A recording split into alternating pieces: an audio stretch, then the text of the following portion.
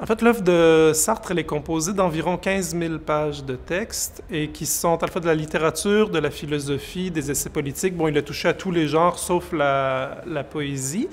Et donc, j'ai lu tout ça à la recherche de référence aux États-Unis et à la culture américaine. Donc, c'est aussi le jazz, le cinéma, les romans américains.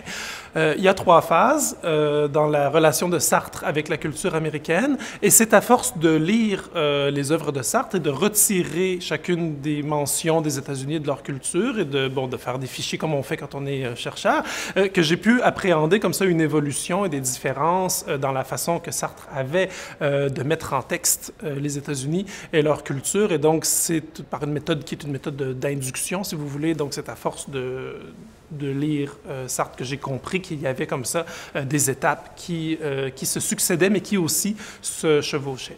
Donc, au départ, dans les premières années de sa carrière, Sartre est surtout fasciné par les États-Unis. Il a une admiration pour les romanciers américains qui est à peu près égale à celle qu'il a pour le jazz. Donc, les États-Unis sont associés à la modernité, à la liberté, à l'avenir. Et puis, après la Deuxième Guerre mondiale, bon, les États-Unis sont encore très resplendissants parce qu'ils ont été les libérateurs de la France et Sartre a eu l'occasion de visiter les États-Unis.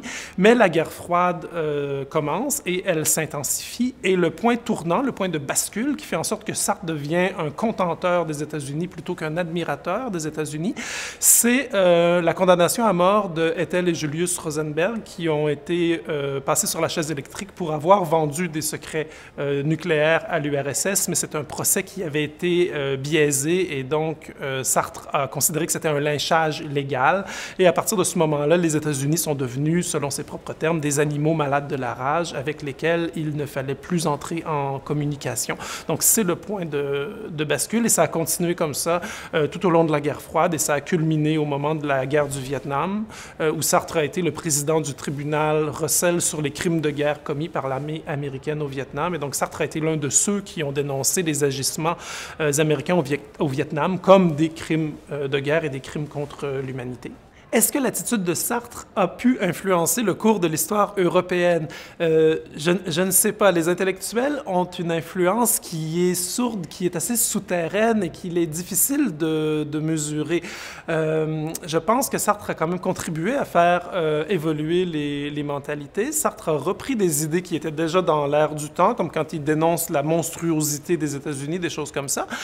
Mais pour revenir à ce que je disais tout à l'heure, quand Sartre dénonce les crimes de guerre commis par l'armée américaine au Vietnam et qu'il participe à un tribunal international qui n'a pas de légitimité chapeautée par un pays, mais donc qui est un tribunal fait d'intellectuels.